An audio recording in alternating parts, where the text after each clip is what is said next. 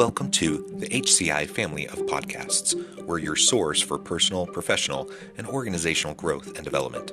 We share our own original research, explore industry trends, and interview executives and thought leaders from across the globe. Join us for practitioner-oriented content around all things leadership, HR, talent management, organizational development, and change management. Maximize your personal and organizational potential with the HCI family of podcasts. Jeremy Robinson, welcome to the conversation today. Delighted to be with you. It is a real pleasure to be with you. You're joining us from New York City. I'm south of Salt Lake City in Utah. And today we're going to be talking about how executive coaching will impact HR in the future. I think the modern world of work generally is in flux, and there's a lot of shifts happening, certainly within the area, the industry of HR and the functional areas of HR. There's tremendous adjustments happening right now. And so coaching is going to play an important role as we navigate these shifts. This is what we're going to explore together today. As we get started, I wanted to share Jeremy's bio with everybody. Jeremy Robinson's career as a leadership coach and trainer and developer of executive coaches has had breadth and depth since its inception. His executive coaching work skyrocketed in the early 2000s as buzz about the benefits of training key talent in emotional intelligence was starting to get loud. Robinson was sought out by several major pharmaceutical and financial service corporations, which had just put serious efforts into designing executive coaching initiatives for key talent and high potentials. He migrated success at those companies through his knack at winning over 80% rate of coaching chemistry meetings with prospective clients, and soon he became known as an executive coaching generalist who worked with both large and small organizations that had a commitment to empowering female, African American, Latino, and LGBTQ plus leaders.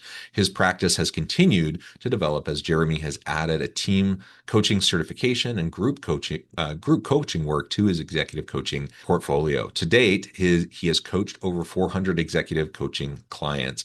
And there's so much more I could share, Jeremy, about your background, your accomplishments, your wonderful career, but I'm going to pause there. Is there anything you would like to highlight before we dive on into the conversation? I'd like to highlight that one of the greatest things about being an executive coach is getting to meet interesting people like you. I wouldn't meet them walking out in the street in New York City, but somehow sitting on Zoom or going into an office, I get to meet these fabulous people like you, and I just feel very grateful for that. Oh, I appreciate that, and I completely agree. Having the opportunity to consult or coach opens the door to so many wonderful interactions, and then having conversations like this on the podcast. I'm upwards of 1,500 interviews on this podcast over the last 5 years or so, and it has been awesome. Just an amazing opportunity to just talk with folks from all over the world, and it's something that I still kind of scratch my head. I'm like, I can't really believe that this has happened, but it started as a pandemic kind of side little Really?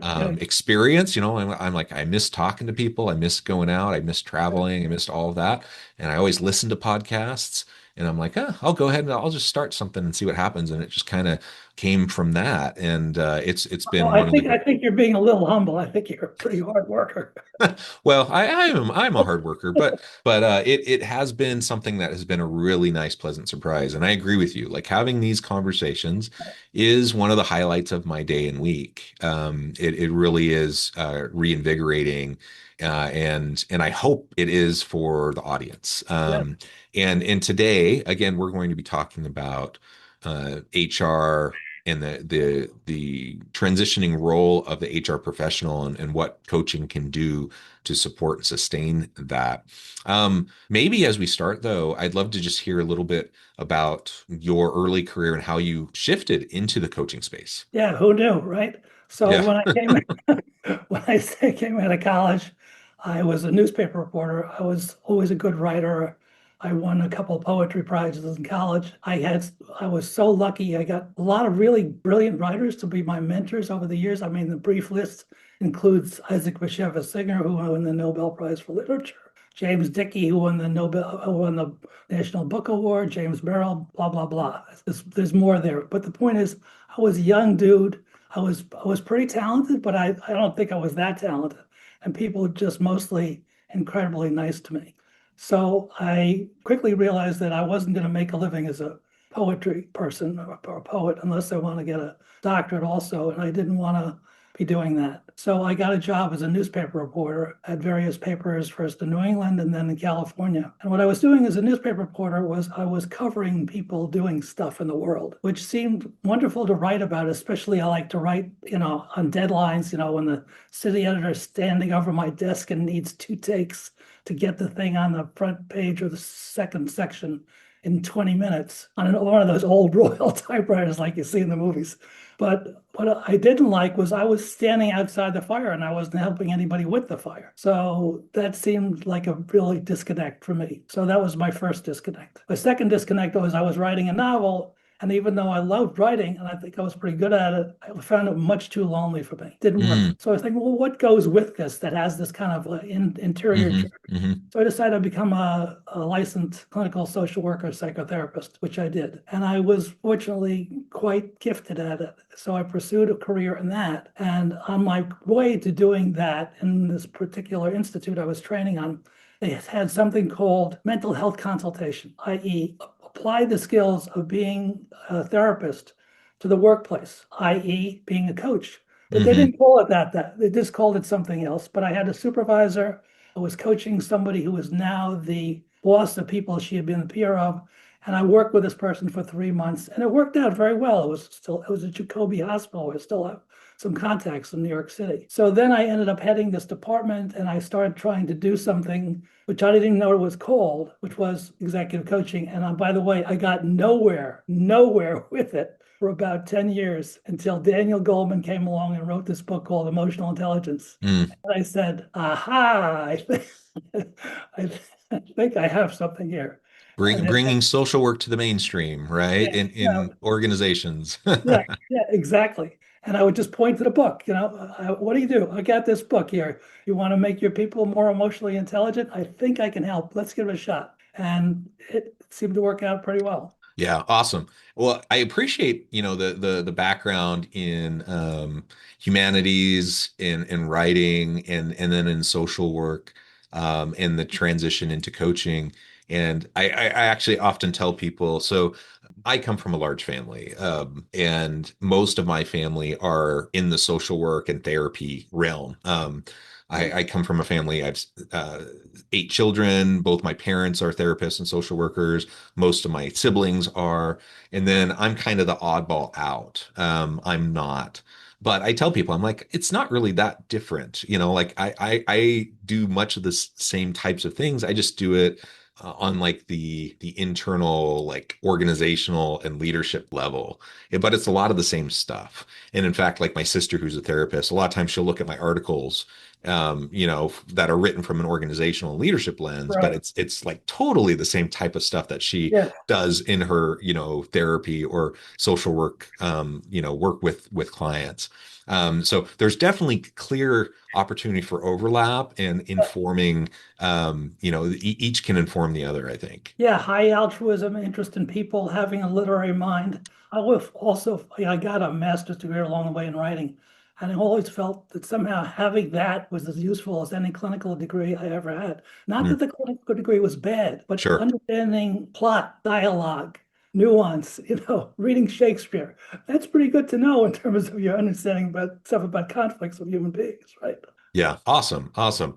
Well, very good. So you find yourself now, you're in the coaching world. You start to have more clients. You've leveraged your kind of transitioning career and past experiences with writing, with social work into coaching. Tell us more now about iCoach, your global executive training program, and how that emerged and how you started training HR professionals. Well, that's sort of a bunch of guys got together.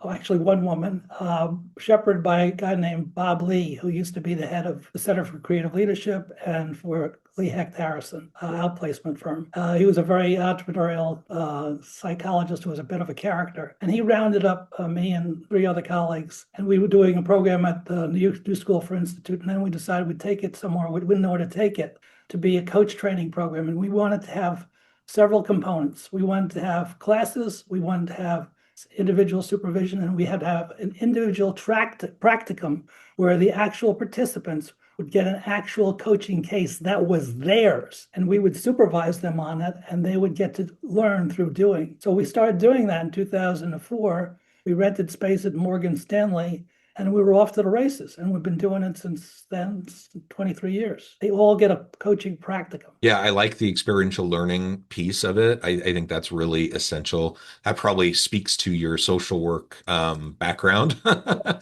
that you designed it that way. yeah. And you've trained a lot of HR professionals over the years. Any idea kind of where that number stands? Well, I guess since it's a boutique program and we run it once a year, I guess we've trained somewhere between 35 and 350 and 400 people. And probably half of them, or two-fifths of them, are from HR. In part Hmm. because they are doing HR partnering, in part because some of them are really good at it. I mean, some of them who have trained are extraordinary, just breathtakingly good. And some of them are just very good. And they get a lot of them are business partners, so they get having to be kind of the doorstep of leadership. Hmm. And so you're training them, and then they receive certification, they go off and they train others. Do you have a sense of kind of what the ripple effects are of that? I don't know as much as I should. We don't track them as well as we should, but it is gratifying to hear them pop up and see them post over LinkedIn and see stuff that's happening that they've done. And it does, there's a multiplier effect. As one of that was one of my students on the board and executive coaching program. She wrote that book. So you see that happening, which is very gratifying. Yeah, absolutely. So, since 2004, you've trained hundreds. And they go out and they train more, and they Right. write and they influence. But as I teased in the beginning, we're in a dynamic period. Disruption is the name of the game, change is Yes, the name of the sir. game. Lots of things are shifting Yes, sir. right around us, the ground under our feet. Where do you see the HR profession moving, and how do you see coaching, executive coaching, being a player in that space? Well, it's such a great question, and I don't really know the answer. I feel like it goes several ways. Hmm. One way it could go was a friend of mine named Carol Wessel wrote a book a couple of years ago called Destined to Lead, and she recounted the story of this very wonderful HR executive at Rahman House who said to her, "We're going to have to go inside out," meaning coaching leaders on more of the self-awareness stuff than the business dynamics. Their leaders Hmm. were too soft at that organization. They were too nice and they needed to be firmed up. So they recruited her. And she coached 70 leaders over 10 years, of which, by the way, 20 of them became CEOs at other companies, which is extraordinary. So there's that. There's a very sophisticated part of HR that really understands leadership well. But there's another part of HR leadership, which is not really leadership. It's just sort of, I should be nice about this, but it's sort of like it doesn't necessarily inform what's happening with the program, the company. There's no synergy there. Yeah. So when I thought executive coaching was having a moment about 2 years ago, I thought that people in HR were really getting leadership in a way that they were able to both do it themselves and translate it for their leaders. Now there's a little bit of a fragmentation occurring because of what I call commoditization of executive coaching. Hmm. A lot of coaching being offered that's sort of like one-off things, and Yeah. people are calling it executive coaching, which I beg to differ. I don't think that's executive coaching. I think it's coaching. Call it coaching, fine, but don't call it executive coaching, which has a 360, which has a beginning, which has an end, which has a long enough process for coaching to succeed. After all, from my understanding, the reason executive coaching got invented was it wasn't training. It had a tail to it. You didn't just go away for 3 days, feel all jazzed up, come back and feel great and forget about 90% of it. Because you had something on a tail of it, 3 months or 6 months, you could constantly over time reinforce learning. And coaching is going back from there right now, unfortunately. Yeah, I think you're absolutely right. And there's always a need for more of a holistic approach to change, right? Whether we're talking about personal change, team organizational change, if we're talking about leadership change and mindset shift and how you interact with other people, like none of that happens overnight. And Yep. you can't I mean you can have the most dynamic speaker ever with the Right. greatest content ever, Right. who comes in and does amazing workshops, and you could do a whole bunch of that over the course of several days at a retreat. But guess what? It's not sticky enough. That alone is not sticky enough to really drive behavior change long term, like sustainable behavior change. It just isn't. And so, regardless of what someone's selling you, that's not going to give you the types of results that you want to see. It's not going to have the type of shifts. And so you have to have a more holistic, long-term approach over a period of time with iterations and follow-up and an opportunity for people to really lean in and grow into what they're learning about, right? Uh, that 100%. that I mean, that According, probably sounds obvious to everybody, well, yet everyone's probably nodding their head and saying, "Yeah, of course." And everyone sat through trainings or rah-rah seminars and whatever, and everyone's like, "Yeah, it didn't last." Yet that's what we do over and over and over again within organizations. And so there's this big disconnect, right, between what I think everyone intuitively knows to be the yes. case versus what ends up happening, with organizations. According to Wendy Wooden researchers, it takes 93 days, 93, to change a habit. Okay, that's why a lot of people fail and they go to the gym for 30 days. It's not done yet. They haven't gotten the habit yet. So coaching is similar. It takes 93 days to change. A lot of coaching is based on people changing specific behaviors. People don't understand about executive coaching also. It's not just having these eloquent conversations. It's based on action and behavior change. If the coach is not trying actively to help you change a behavior that hopefully you want and other stakeholders want you to change, it's just empty. Nothing there. Yeah, and what do you think the reason is for the disconnect? Between I think what we all know that going off to a retreat and having these nice sessions in and of itself isn't going to be enough. Yet that's what we do, and we repeat that over and over and over again.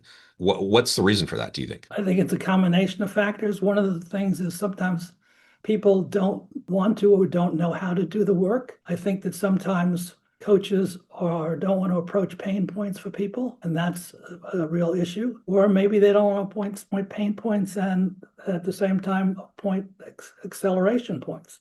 It's a combination, it's like anything else. It's a combination of being able to recognize what people are extraordinary at, which I think most people in the workplace don't get enough credit for. There's too much anonymity. And also, there's not enough confrontation of something that they do that's painful to themselves or others. So, filling that mix in really grabs people better than just trying to be polite. Yeah. Yeah, and I think it's also, I completely agree. There's a variety of reasons, but just from human nature, a perspective on human nature, and especially in Western culture, how short-term oriented we tend to be, Yep. and like quick fix oriented we tend to be. And it just takes more time and investment, right? To do something more holistic and long term. And we're just used to doing things like a workshop, a seminar, or a retreat. Right. We're more familiar with that. We're more comfortable with that. And so we just rinse and repeat over and over and over again. Even Yeah. even when we know, there's only so much that can actually be accomplished through those. And to people's credits, they try to maximize those. They try to Yes. They to mean to well. They absolutely mean they well. No mean doubt. well, they want to make the most of those opportunities, but I'm not saying that those opportunities can't be leveraged. Like Right. they can be important I agree. springboards, I but agree. there has to be follow up, and there has to be additional components built into a more holistic change initiative, like a whole strategy. And so yeah, maybe as we wrap things up for today, that's just one thing I'll emphasize with everyone who's listening is like, if this sounds obvious to you, great. I'm glad. Now let's do something about it. Like let's actually make sure that next time, we're part of a conversation where these things are being discussed, then we can actually raise the point, raise the issue, and make this, whatever the thing is, the event, the initiative, whatever, make it a more holistic, strategic, long-term approach, something that actually has the potential to have the impact that you are intending it to have. And I am a true believer that we can develop, like emotional intelligence, like you said, in the 2000s. Like, absolutely, people can develop their emotional intelligence. You can, Absolutely works every time. yeah, you can absolutely strengthen that muscle. There are all sorts of different kind of soft skills, durable skills, transferable skills, whatever term you want to use for it. There's all sorts of those that are going to dramatically impact your ability to be an effective leader, an effective team facilitator, if you really put in the time and the effort. But it's not enough to just like learn about it. You have to practice it. You have to do it. You have to Yeah. then iterate, and you have to reflect, and you have to stretch yourself, just like you'd go to the gym and develop over time. Same All, exact thing. all of the above. And the good news is it's happening behind a background of really great learning around positive psychology, which actually came to the fore at the same time as executive coaching. Hmm.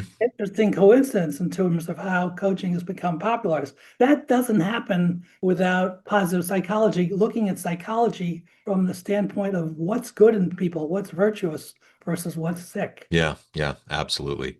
Well, Jeremy, this has just been a fantastic conversation.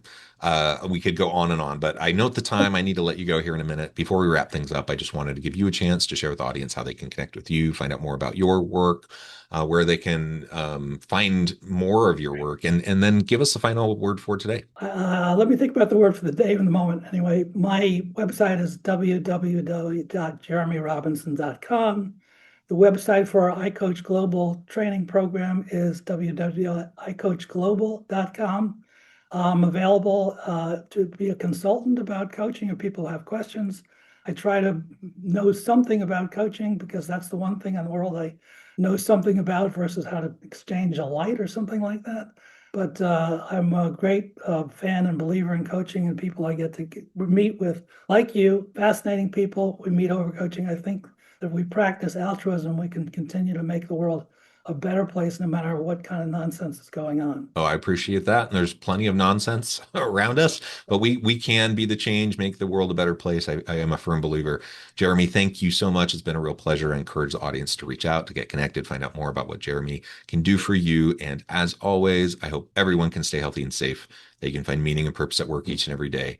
And I hope you all have a great week. Thank you so much.